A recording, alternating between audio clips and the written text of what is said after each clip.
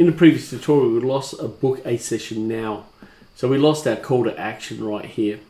Now to fix that, you'll notice that in our little anchor tag here, there was a bracket that was placed around book a session now and close brace here. So there's a brace here open, so it looks like this, and then there was a close at the end which stopped this tag from working.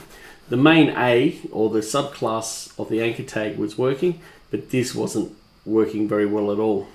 To make the call to action look a little bit better, we can also go in there and put a background color. So once again, we can actually set a RGB or something like that. So we can go RGB. Let's pick like a gray color, save that. Have a look at our website now. You can see now it stands out a little bit more. If you want to make it a bit bigger, you can do so. You can place some padding. If you want to also tidy that up, make it look a little bit nicer, you can do so. But eventually what you do is turn this into a button, do a request response cycle with the server, or run some JavaScript, etc. So I hope that's fixed the little problem that you may have come across.